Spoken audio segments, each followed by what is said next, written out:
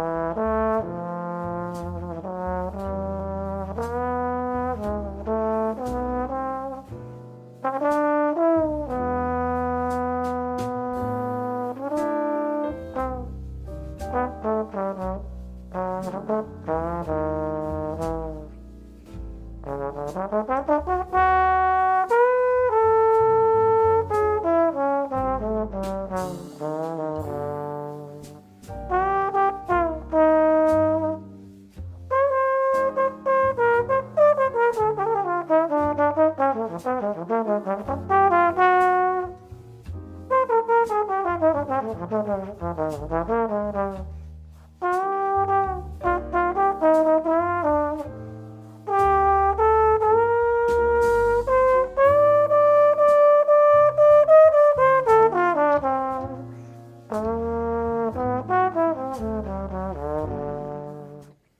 we know that for a large period of time, frankly, even going back to the late 1930s, but especially 1940s and 50s, the King 2B was one of the top models for players across a lot of different settings.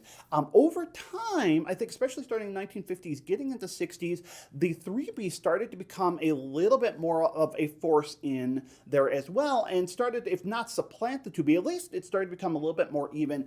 And frankly, nowadays, especially for folks who are shopping for modern horns, we see the 3B having a larger role than the 2B. But during this time period, the 40s, 50s, 60s, the 2B was really, really a force. And of course, that and the 3B will really work off each other because they are very, very different sized horns and frankly play different, sound different. So the classic 2B, of course, is a 480 490 dual bore versus the 3B, which is a 508. And it, traditionally, again, it has that, we've had that smaller bore, that dual bore going for it, typically a little bit smaller bell, so it's played a real role in a lot of our history as players. What's really interesting, though, again, is that while we'll see a lot of, especially the 3Bs, come through with that sterling silver bell. Again, originally they were the Silvertones, and then starting around 1950-ish, then they switched over to Silversonic. We've seen a lot of the 3Bs come through, but the 2Bs, again, I've never really been able to put my hands on a sterling silver 2B bell. And so again, a reminder here, with these Silvertones, Silversonics, these have a solid sterling silver bell, and that's always a little bit of a confusion here. Is it, solid silver versus silver plating? Silver plating can play a different role in how the instrument plays, how it responds. For a sterling silver, it's a very different response.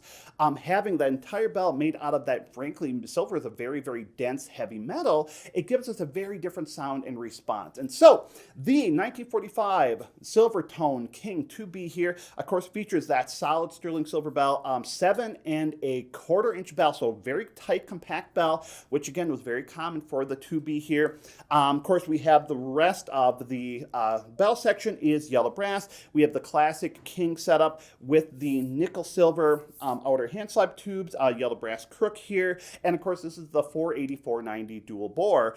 This particular one, again, especially being from 49, it's in gorgeous condition. It's really, really, really amazing. And again, what I really think this is interesting, while I played 2Bs from this era, the sterling silver really makes a difference. What is sterling silver going to do? In general, if I had to describe it, sterling silver adds darkness, it adds depth, core to the sound. It gives more stability at upper dynamics, but it can be a little bit heavier, can be a little bit more slower to respond depending on what kind of articulation you're playing, you're trying to use, frankly, what type of air, what kind of energy you're putting into the instrument. So what does that mean with the 2B here? Traditionally, especially even on the vintage 2Bs, they've always felt a little bit on the small side. The modern 2Bs feel very small to me. The older ones from the 40s, 50s, even getting into 60s, they do feel a little bit more open, a little more responsive. But because of the small bell size, because of the bore size, in yellow brass, they tend to be a little strident for me. They can get very bright very quickly. I find that the point where the sound breaks up at upper dynamics tends to be fairly quick for them, and I don't have quite the control that I'm looking for. The solid sterling silver, interestingly, really makes a difference with a lot of that. I love, again, I think it does add more core and depth to the sound than a traditional 2B.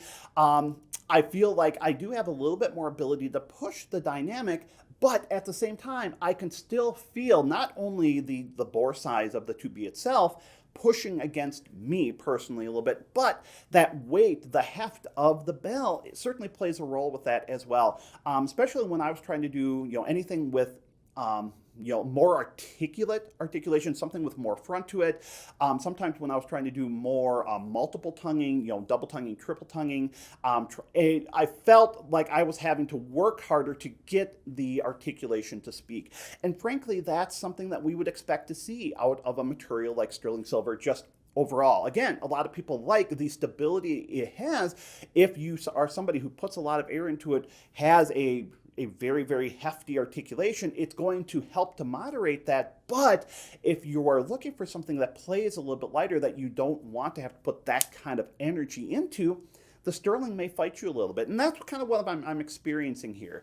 Now, again, is it just the Sterling? Is it the bore size? I think it's probably a little bit of both there. So with all of that being said, it is so much fun to play. Again, I really love the depth of sound, the warmth that the Sterling gives to it, but without getting too broad. We have other material options we can use, more copper-heavy brass materials, right? Gold brass, red brass, rose brass, etc., that tend to spread the sound sideways. With sterling silver, I feel like I get a lot of the depth of sound, but it still stays a little bit more focused. It stays in the lane a little bit more directionally versus spreading outward. So I always really, really love that balance. And again, I felt like this one, in the upper register going up to the 9th, 10th partial, and frankly above, I found it really, really responsive. I liked how everything locked in there. Again, felt a little bit small to me. I'm more of a 508 player myself. But for somebody who does prefer something that takes a little bit smaller airstream, that's a little more efficient, boy, this is such a cool model. And again, I'm just excited because I have not been able to put hands on a Sterling to be like this before. It's a whole lot of fun. So I hope that this review was helpful for you. Hopefully you learned something. If you have any comments about what you heard with this instrument, any experience with this model, please leave them below in the comments here. Our community always loves to be involved, to hear about what everybody is doing. So let us know what you think. And of course, you can check out all of the other videos on our channel. If you liked this video, consider giving it a thumbs up. If you haven't already done so, please think about subscribing to our channel so that you can be a part of our community here. And of course, you can check us out on Facebook and Instagram as well. So as always, thank you for watching.